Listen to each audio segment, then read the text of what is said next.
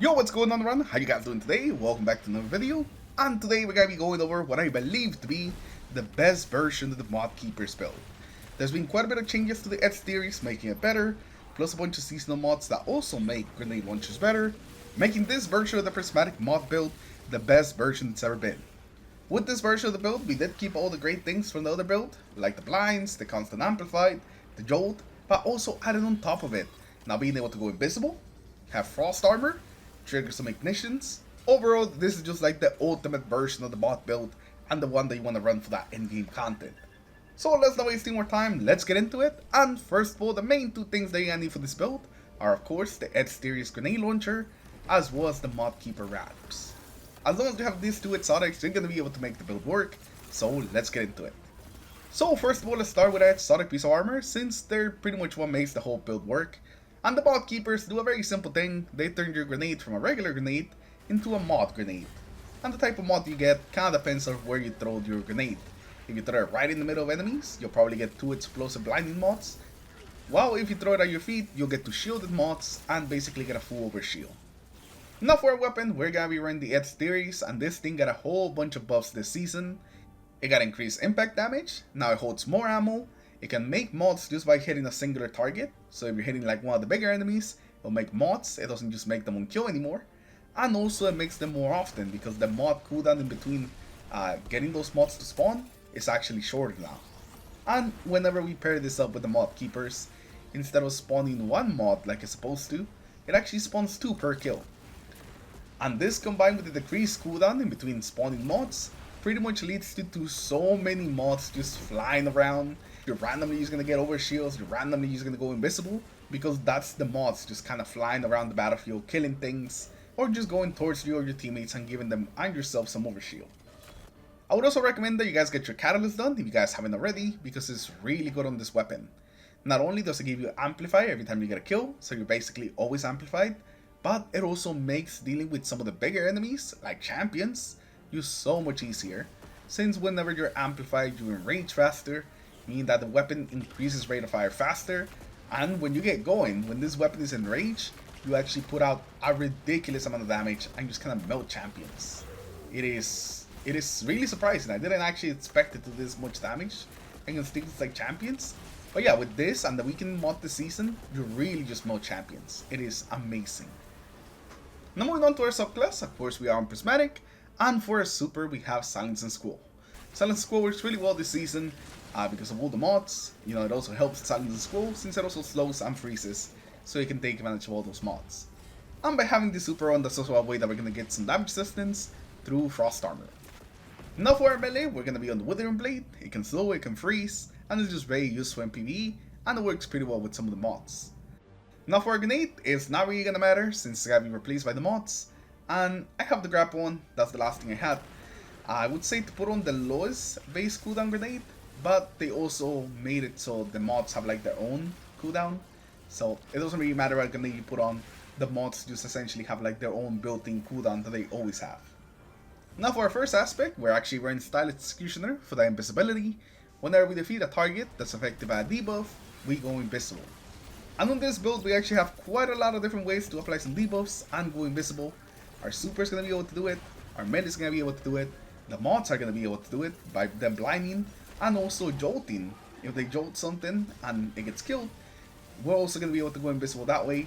So we're going to have many different ways of going invisible, but the main one is definitely going to be the mods. Like I said, a lot of times you just go invisible randomly, because the mods are just going around killing things.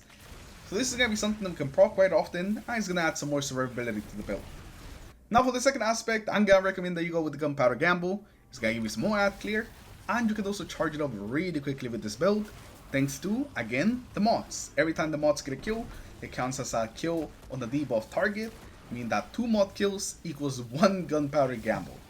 And since we're also charging it so quickly, you pretty much just want to throw it out there, throw it like a regular grenade. If you're using the grenade launcher, like I was most of the time, you pretty much just throw it like a regular grenade. Don't try to shoot it out in the air with the grenade launcher. You could, but it's actually pretty hard. So I would just say just throw it at an enemy like a regular grenade, and after a while it would just go boom and kill everything around it. It is very nice, and it has a surprising amount of synergy with this build, considering just how quickly you can get it back. But yeah, that's gonna be Gunpowder Gamble.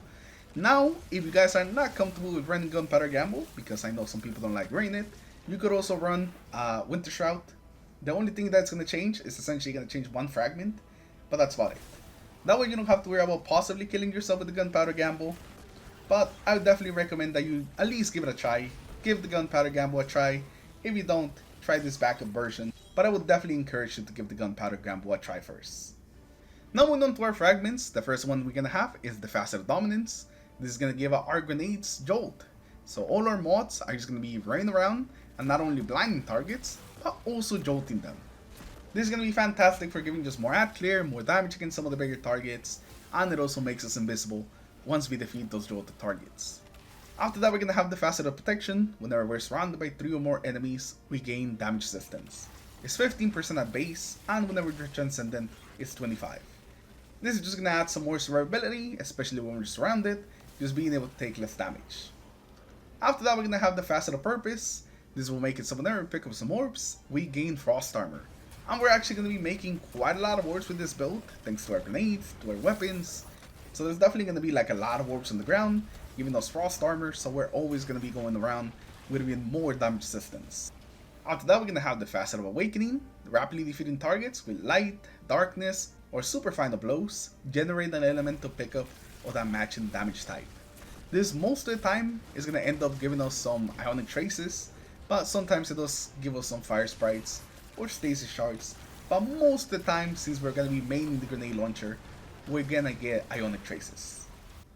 And the last fragment that we're gonna have on this build is gonna be the Facet of Ruin. This is gonna increase our shadow damage, and it's also gonna increase the effect of our solar ignitions. So our Gunpowder Gamble is gonna have an even bigger AoE, and also whenever we freeze something, they're gonna be taking some more damage from the shatter. Our super is pretty much the thing that gets the most benefit out of this, since it's constantly like slowing and shattering the target. And we decided to not go with the Gunpowder Gamble. You can go with the Facet of Dawn, so you can get some Radiant whenever you hit something with your melee. Okay, so now we're gonna be taking a look at the mods that are running on this build. And first of all, we have Arc Siphon, so we can make some more with our weapon, with our Grenade Launcher. And we also have Special Ammo Finder, because Special Ammo is something that we want all the time, since we're basically gonna be maining a special weapon. Now for our gauntlets, we're gonna have 2 things, Firepower and also Grenade Kickstart. Firepower will make it so that mods can actually create orbs of power whenever we get kills with them, and then Grenade Kickstart just so we have a better uptime on our grenades. For our chest piece, we have Resistances, just pretty normal resistances, and also Charge Up, so we can carry more stacks of armor charge.